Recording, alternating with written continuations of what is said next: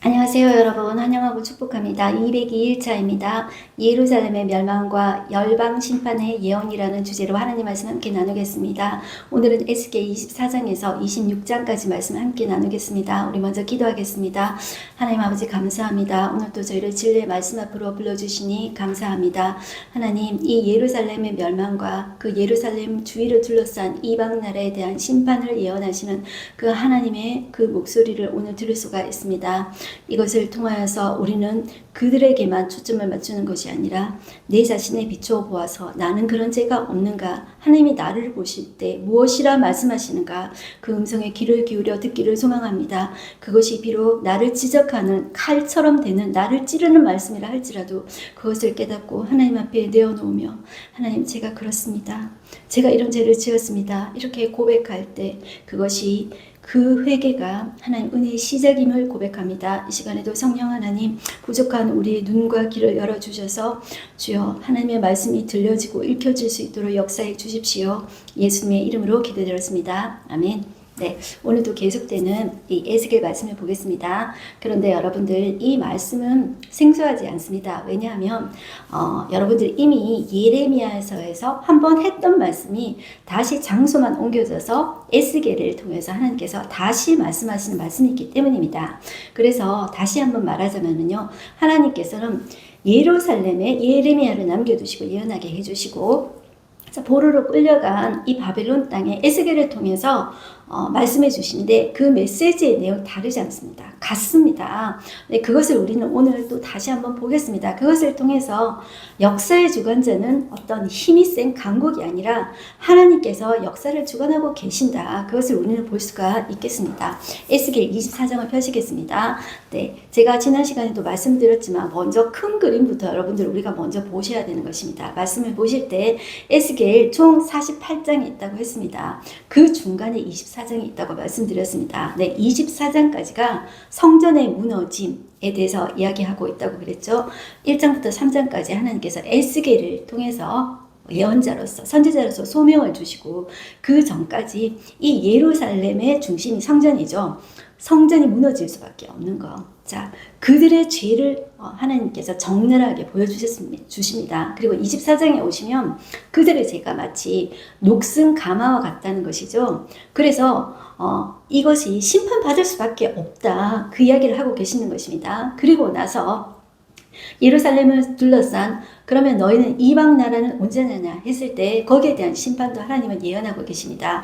예레미야 때도 했죠. 자, 그 이후에 하나님께서는 이 예루살렘을 심판하시는 이유가 망하고 때리고 끝나는 것이 아니라 회복과 치유가 목적입니다. 그래서 이렇게 정결케 하신 이후에 하나님께서 다시 성전을 세우십니다. 자, 그렇게 여러분들 큰 그림을 그리시고요.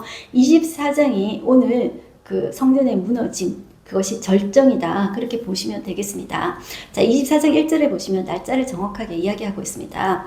아홉째 해, 열째 달, 열째 날. 이것은 포로로 끌려온 지 여호야긴 9년 10월 10일이라는 말이죠. 여호야긴은 포로로 끌려왔지만 그때 동시에 여호야긴은 포로로 끌려오고 느부갓네살이 시드기야를 왕으로 세웠죠. 그러니까 이때가 시드기야 9년 10월 10일과 같은 말이 됩니다. 이때 여러분들 바벨론의 군대가 예루살렘을 포위 공격한 날이 됩니다. 이것은 열왕기 하와 예레미야와 에스겔의 세 군데에 동일하게 똑같은 날짜가 적혀져 있습니다.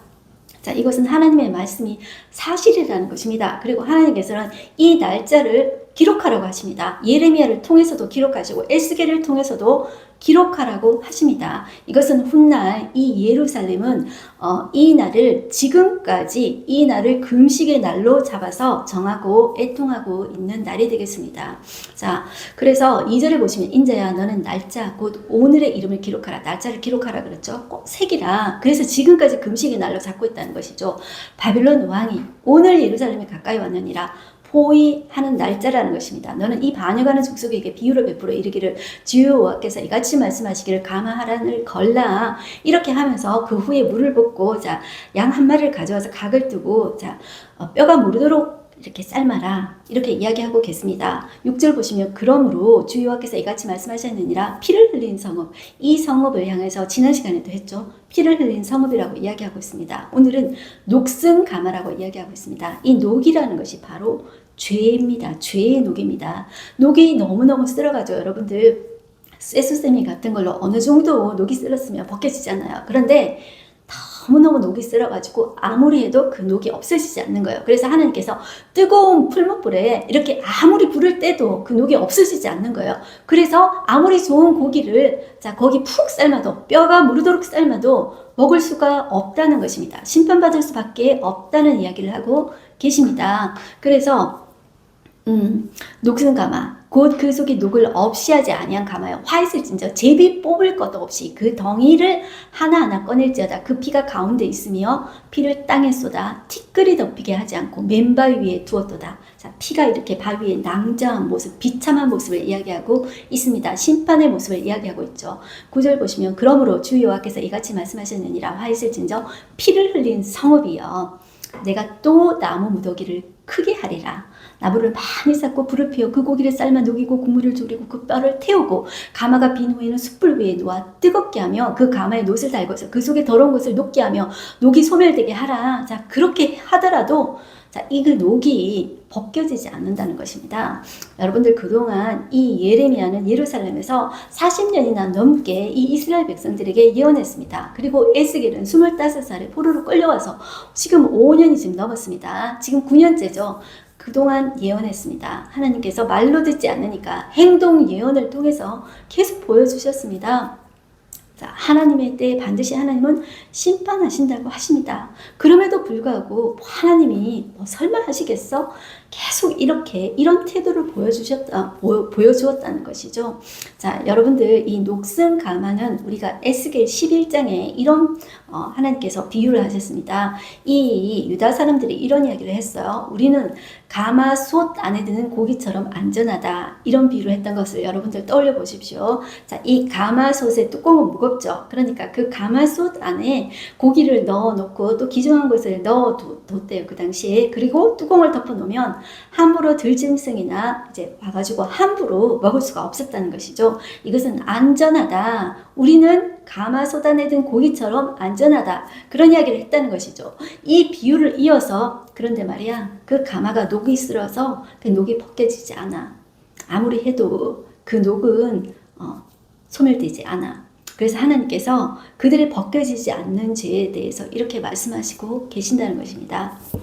자, 그렇게 여러분들 보시고요. 자, 그 다음에 나오는 이야기가 뭐냐면 그날 이제 포위당하는 날 에스겔의 아내가 죽습니다. 이 에스겔은 아마도 젊은 나이에 결혼을 했던 것 같아요. 자, 그래서 이 아내가 첫사랑이었을 수도 있었을 것 같아요. 그래서 그 아내를 너무너무 사랑했던 것 같아요. 그래서 하나님께서 이런 행동 예언을 시키시는 거예요. 자, 15절 여호와의 말씀이 또 내게 임하여 이르시되 인자야 내가 내 눈에 기뻐하는 것을 한 번에 쳐서 빼앗으리니 그게 바로 자기 아내였던 거예요. 너무나도 이렇게 사랑하는 아내였던 것이에요. 너는 슬퍼하거나 울거나 눈물 흘리거나 하지 말며 죽은 자를 위하여 슬퍼하지 말고 조용히 탄식하며 수건으로 머리를 동이고 발에 신을 신고 입술을 가리지 말고 사람이 추상집에서 먹는 음식물을 먹지 말라 하신지라. 자, 내가 아침에 백성에게 이렇게 말하였더니 저녁에 자, 집에 가보니까 내 아내가 죽었었던 거예요. 그래서 내가 아침에 하나님께 명령 받은 대로 그대로 행하였다는 것이죠. 그래서 21절 한번 보실까요? 자, 이 아내가 바로 에스겔의 아내가 무엇을 상징하냐면 바로 예루살렘을 상징한다는 것입니다.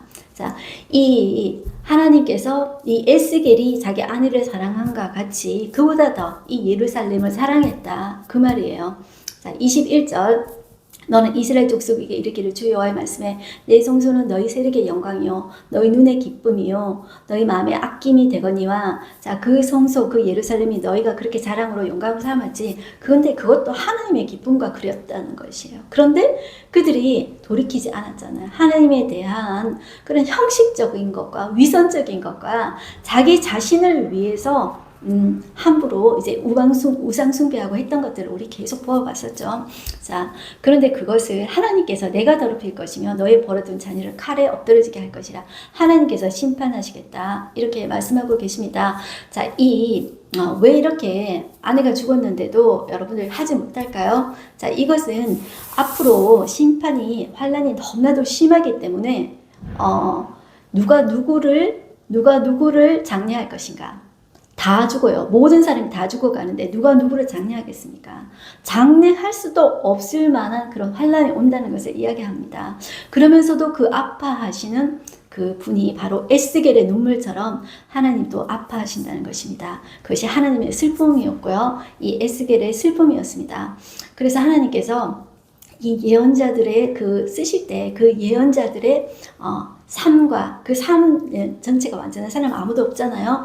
그런데 그 인생 전체를 쓰시고 그 가족들도 쓰셔서 하나님께서 그 하나님의 메시지를 전달하시는 거예요. 그래서 저는 내가 만약에 그렇게 됐을 때 어땠을까 그런 생각을 해요. 그런데 저는 그것도 영광스러운 일인 것 같아요. 쉽게 말한다 이렇게 생각하지만 절대로 쉽게 말을 하는 것은 아닙니다. 그래서 저는 하나님 앞에 하나님 내가 병들어서 죽는 것이 아니라 정말 하나님이 하나님의 이름을 영광스럽게 하면서 가장 내가 영광스럽게 죽어야 될 시기에 하나님의 이름 더럽히지 않고 정말 저는 한순간에 죽어도 좋습니다. 제 말은 이렇게 합니다. 그런데 그때 봐야 되겠죠.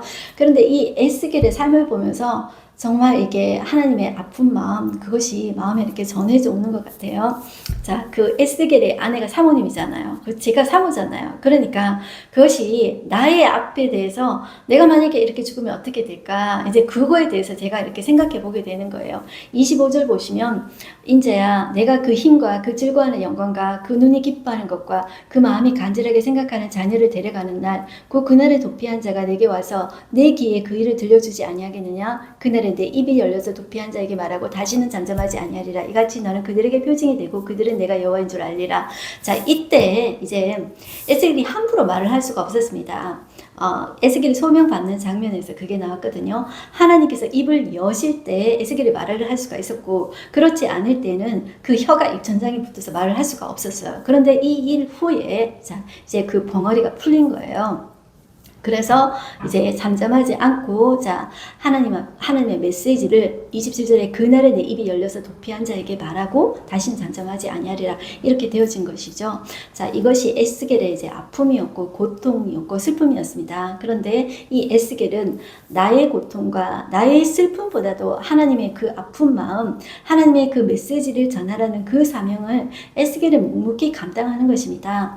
여러분들 이 안타까운 시대 가운데 이런 예레미야와 에스겔의 시대라고도 여러분들 지금 말할 수가 있습니다. 말씀의 홍수, 지금 한참 부흥이 일어난다 이렇게 말하고 있지만 여러분들 부흥이라는 것은 말씀이 내게 오는 것이 진정한 부흥입니다. 사람 숫자가 많아지는 것이 부흥이 아니라 내가 말씀을 깨닫고 진리의 말씀이 새겨지고 그 말씀의 역사가 일어나는 것이 진리에 대한 역사가 일어나는 것이 부흥입니다. 제가 지난번에 말씀드렸듯이 진리가 없는 부흥이나 진리가 없는 어떤 이렇게 달콤한 그런 것들 있잖아요. 그것은 다 허상입니다. 여러분들 가장 중심에 하나님의 진리의 말씀이 있어야 되는 것입니다. 자, 이런 에스겔의 시대, 예레미야 시대에 이 예수님의 시대에 하나님은 한 사람이라도 듣고 돌아온다면은 하나님은 그 선지자에게 아픔을 허락하시고 전하라 이렇게 말씀하고 계십니다. 그래서 저도 제 자신에게 이제 말을 하는 거예요. 제가 이제 이렇게 작게 이렇게 하지만 저한테 그렇게 말씀해 주시는 분이 있어요. 사모님, 제가 이 말씀을 듣고 사모님 말씀 듣고 제가 그래도 말씀에 눈이 열렸어요. 그러면 제 하나를 봐서라도 사모님은 하셔야 되지 않겠습니까? 이렇게 말씀해 주시는 분이 있어요. 그래서 제가 그게 하나님의 음성인 것 같아요. 한 사람이라도 듣고 만약에 그 말씀이 그 가슴 속에 새겨진다면 그것을 해야 되지 않을까. 그것이 저의 사명이지 않을까. 잘해서가 아니라 그런 마음이에요. 그래서 이렇게 계속 하고 있습니다. 그래서 여러분들 잘해서 하는 것이 아니라 내가 하나님의 말씀을 머릿속에 넣기 위해서 하는 것이 아니라 한마디라도 그 말씀이 내 가슴속에 품고 새겨지기를 위해서 말씀을 자꾸 듣는다고 여러분들 생각하시면 되겠습니다. 25장에 오겠습니다. 하나님께서 이제 예루살렘에 대한 심판을 이제 클라이막스로 해서 자, 그 주변국가 시계 방향으로 돌아갑니다. 예레미야 때는 시계 방향으로 해서 여러분들 10나라에 대해서 바벨론 끝까지 해서 10이든지 오늘은 이 에스겔은 7나라입니다. 마지막에 7이 애굽인데요. 10이든지 7이든지 완전수입니다. 이 예루살렘을 중심해서 삥 둘러가면서 이방 국가에 대한 심판의 메시지를 전하고 있습니다. 자, 왜 이렇게 이방 나라를 심판하시는가 했을 때 그 이유에 대해서 하나님께서는 말씀하고 계십니다. 한 가지 사실은 분명한 사실은 역사의 주관자는 하나님이라는 것입니다. 그리고 여기서 반복하는 것은 내가 주 여호와인 줄을 너희가 알리라. 이방 나라가 비록 하나님을 알지 못한다 할지라도 역사의 주관자는 하나님이 되시며 내가 주 여호와인 줄을 너희가 알리라. 이 말씀은 하나님께서 계속 반복하고 계신다는 것입니다. 암몬이 받을 심판에 대해서 말을 하고 있습니다. 여러분들 이 예루살렘을 중심으로 시계 방향으로 첫 번째가 이제 암몬입니다. 그 다음에 자 밑으로 모압, 그리고 그 밑에 이 세일은 여러분들 그 에돔하고 겹칩니다. 그래서 이 세일하고 에돔하고 같이 겹쳐서 생각하시면 됩니다. 그런데 따로 여기에 이렇게 에스겔이 적어놨기 때문에 암몬 시계 방향으로 쭉 돌아가면서 모압, 세일, 그 다음에 에돔, 블레셋 쭉 돌아오고 그 위에 두로가 나옵니다. 그리고 제일 끝에 제일 강한 나라가 바로 애굽입니다. 그래서 총 7나라에 대한 심판을 하나님께서 말씀하고 있어요. 다시 돌아와서 여러분들 25장 보시면 25장 자 3절 보시면 암몬 족속에게 이르기를 자 너희는 주 여호와의 말씀을 들을지어다. 자 이렇게 말씀하고 계십니다. 비록 그들이 하나님을 믿지 않더라 하더라도 역사의 주관자는 하나님이 되신다고 말씀하고 계십니다. 자 그래서 계속 보겠습니다. 내 성소가 더럽힘을 받을 때, 자 이것은 바로 예루살렘이 공격을 받을 때, 네가 그것에 관하여 이스라엘 땅이 황폐할 때, 네가 그것에 관하여 유다 족속이 사로잡힐 때, 내가 그들에 대하여 아하 좋다 하였도다. 자 이렇게 했다는 것이죠. 자 이거예요. 하나님은 이스라엘 그들이 비록 죄를 지었어요. 믿음의 사람들이 죄를 지었어요. 그런데 야 너 꼴 좋다 자 이러면서 팔짱 끼고 아하 좋다 이런 태도를 말을 합니다. 여러분들 우리 성도가 고난을 당할 때 겉으로는 안 그럴 수도 있겠죠. 그런데 겉으로도 그렇게 하는 사람이 있습니다. 아하 좋다 꼴 좋다 이렇게 하고 하는 사람이 있습니다. 박수치는 사람이 있습니다. 그리고 겉으로는 아니어도 마음으로 되게 좋게 생각하는 사람이 있겠죠. 이런 태도에 대해서 이런 태도는 바로 하나님께 대한 태도와 똑같습니다. 이것은 바울이 옛날에 사울일 때 교회를 핍박할 때 예수님이 이렇게 다메섹 도상에서 이렇게 이야기했습니다. 사울아 사울아 네가 어찌하여 나를 핍박하느냐. 하나님의 교회를 핍박하는 것을 예수님을 핍박하는 것이라고 하나님 말씀했습니다. 비록 이스라엘이 잘못했을지라도 비록 우리가 잘못했을지라도 우리에게 대하는 것이 하나님에 대해서 하는 것과 똑같아. 우리 성도들에게 대하는 것이 하나님께 하는 것과 똑같다 이렇게 생각하면 되신다는 것입니다. 자 그래서 아 좋다 했다 이런 거예요. 그래서 사절 보시면 그러므로 내가 너를 동방사람에게 기업으로 주리라. 이 동방사람은 바로 바벨론을 이야기하는 것입니다. 자 그래서 5절 내가 랍바를 낙타의 우리로 만들면 랍바는 이들의 도시입니다. 수도입니다. 우리로 만들면 암몬 족속의 땅을 양떼가 눕는 곳으로 삼은즉 내가 주 여호와인 줄을 너희가 알리라. 자 끝부분에도 내가 주 여호와인 줄을 너희가 알리라 하셨다라 이렇게 말씀하고 계십니다. 그 다음에 자 암몬 밑에 모압, 암몬과 모압은 여러분들 그 사촌이죠. 롯의 아브라함의 사촌 롯의 자 그 후손이 아닙니까? 모압 그 밑에 와서 모압 그 밑에 에돔입니다. 에돔은 사촌 국가죠. 자, 에돔 할 때 조금 더 하기로 하고, 자, 이 모압에 대해서도 하나님 말씀하고 계십니다. 9절 그러므로 내가 모압의 한편 곧 그 나라 국경에 있는 영화로운 성읍들 베델시몬 바알부 기라다임을 열고 자 여기 있는 세 개의 이 도시는 옛날에 그 아모리 왕의 시온의 성읍이었는데 루벤 지파로 이제 그 땅을 이제 나누게 될 때 루벤 지파의 땅이 됩니다. 좋은 땅이었죠. 그러니까 영화로운 성이라고 이야기하고 있습니다. 지금은 여기가 모압 땅이라는 것이죠. 자, 너희가 그렇게 했지. 그런데 말이야, 너희도 암몬 사람과 더불어 동방 사람 바벨론에게 넘겨줘 기업을 삼게 할 것이야.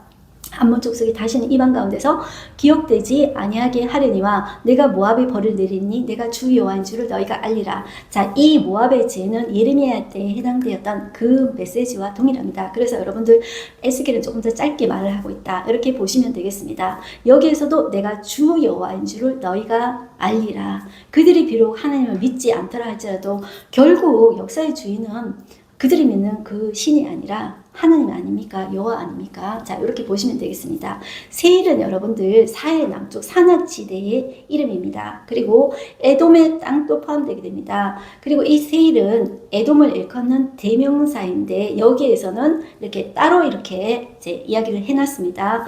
자, 그 다음에 나오는 나라가 바로 에돔입니다. 자, 12절 보시면 주 여호와께서 이같이 말씀하셨느니라. 에돔이 유다 족속을 쳐서 원수를 갚았고 원수를 갚음으로 심히 범죄하였도다. 자, 이것은 에돔은 형제의 나라가 아닙니까? 그런데 그 뿌리가, 그들의 어떤 이런 마음의 뿌리가 야곱과 에사에까지 올라가서 이 야곱이 에사의 장자권을 빼앗은 것에서부터 시작해서 끊임없이 이들은 이 이스라엘에 대해서 이제 복수심과 질투심을 느꼈습니다. 그래서 도와주지 않아요. 그래서 이 광야 2세대가 여러분들 에돔 땅으로 좀 지나고자 했을 때도 비켜주지 않았죠. 그뿐만 아니라 BC 주전 다 팔려 옷 팔려 해가지고 제가 586년에 유다가 망했다 그랬죠. 그때 자, 바벨론이 이 예루살렘을 공격했어요. 그때 도와줬어요.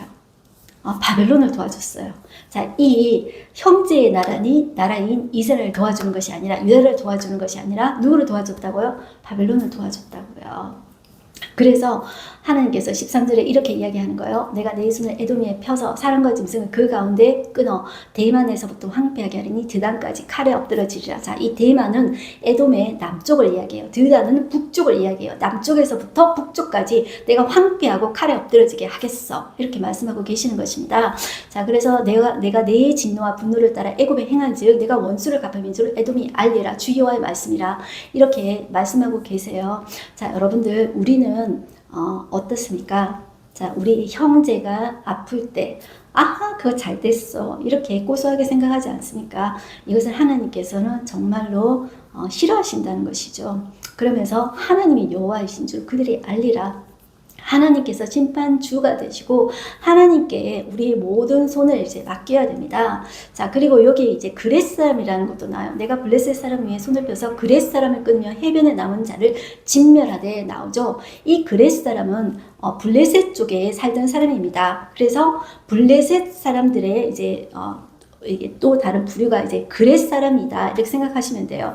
블레셋, 그렛 이렇게 같이 생각하시면 됩니다. 이 블레셋에 원래 원주민이 살고 있었는데 그 원주민을 무너뜨리고 원래 그레데라고, 신약에 제가 그레데라고 했습니다. 그레데라는 해양 민족이 이 블레셋에 와서 정착을 했어요. 자, 그 사람들이 이제 그렛 사람이라고 하는데 그들을 끌으며 해변에 남은 자를 진멸한다고 그랬죠. 그렇지만 이 그렛 사람들 중에서도 다윗 시대 때 다윗의 군대로 활약하던 사람들이 있었습니다.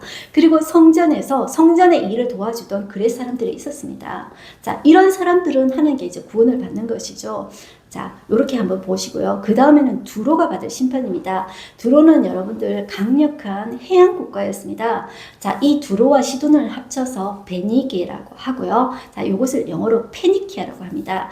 지금 여러분들 이 페니키아 그러면은 뭐 조금 생소하다 이렇게 느껴질 수 있지만 그 당시는 아주 강력한 나라였습니다. 여러분들 영어의 알파벳 있죠?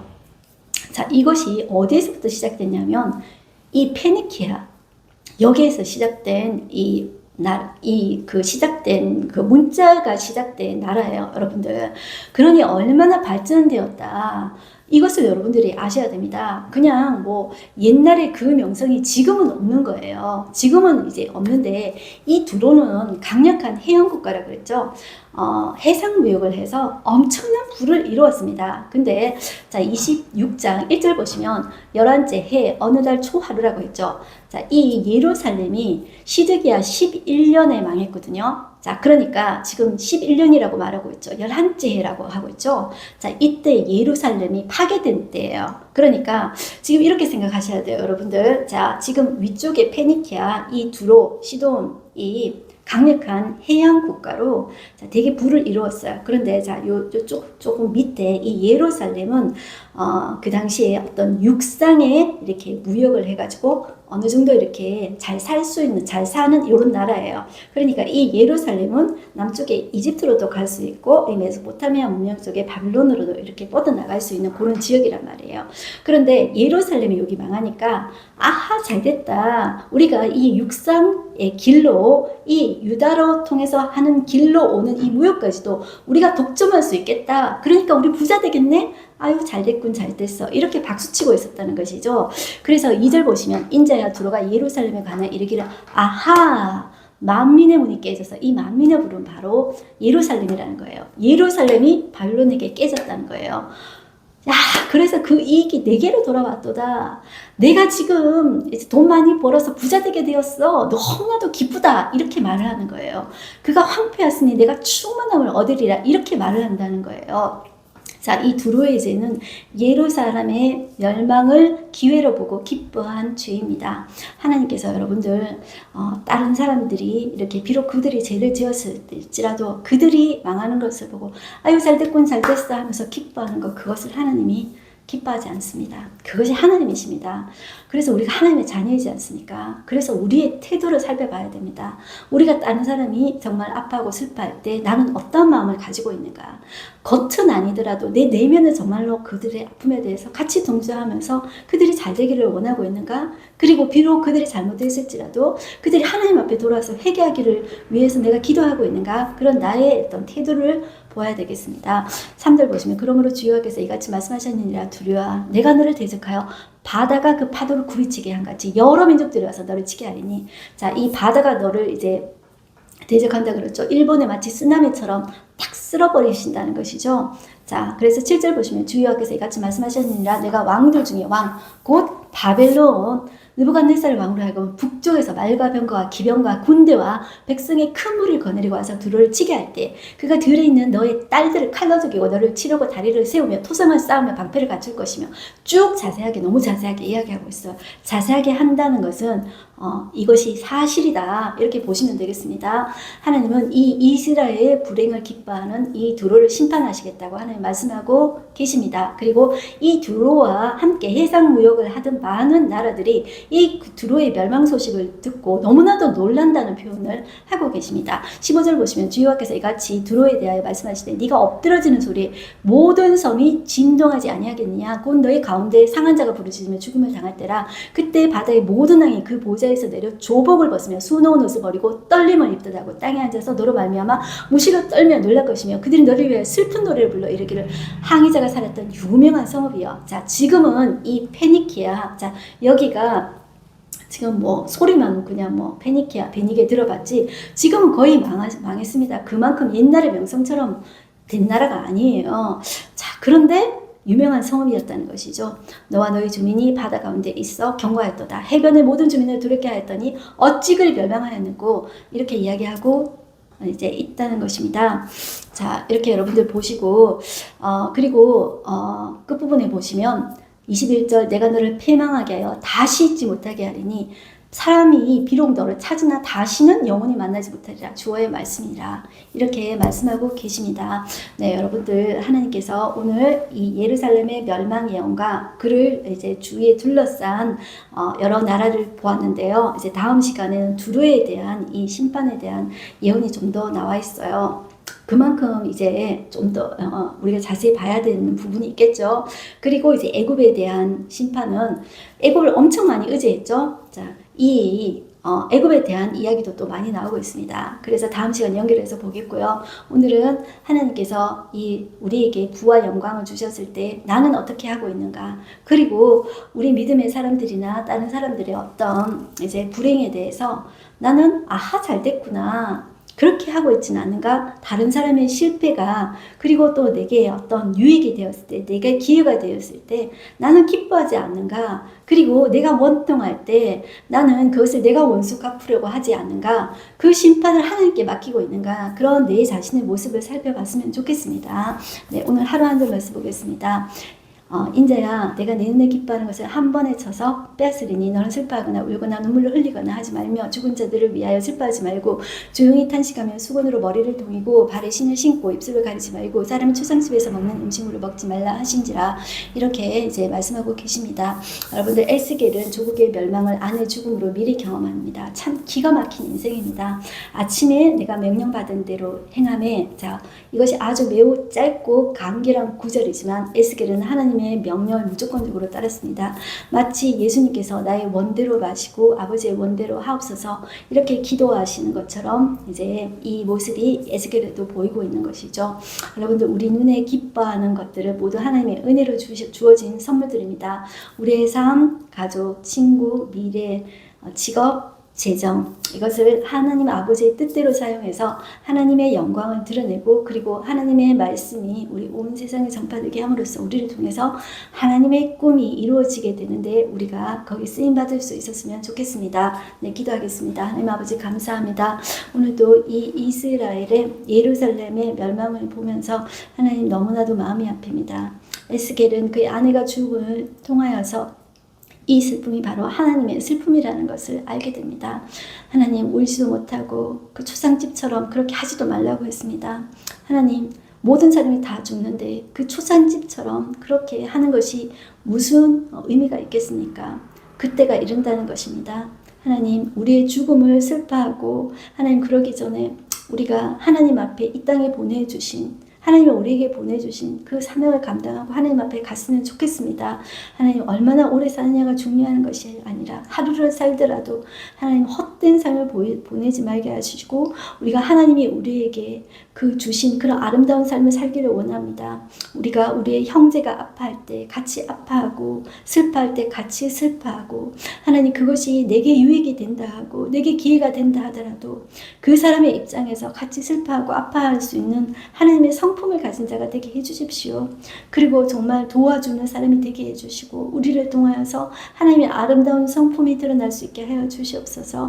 하나님의 멸망 중에서도 심판 중에서도 하나님의 목적은 하나님 정결하게 하는 것입니다. 우리를 풀무불 속에 넣으실 때라도 하나님 아파하시면서 함께 계시는 그 하나님을 통하여서 우리가 정결케 되기를 소망합니다. 주여 우리를 빚으시고 깨끗하게 해주셔서 하나님의 성품 닮은 자가 되게 해주시고 하나님 다른 사람의 슬픔과 아픔을 하나님 동참하면서 함께 기도하며 함께 버텨내는 우리가 될 수 있게 하여 주시옵소서. 이 마지막 때를 살면서 다른 사람의 아픔을 나의 기쁨으로 삼는 자 되지 말게 하여 주시옵시고 함께 하나님 아버지 공동체로서 우리의 살아가는 우리가 되게 하여 주시옵소서. 더욱더 이 마지막 세대를 당하여 우리는 나 자신만을 보게 되는 이 세대 가운데 우리가 공동체로서 함께 갈 수 있는 우리가 되기를 소망합니다. 주여 역사해 주십시오. 예수님의 이름으로 기도드렸습니다. 아멘.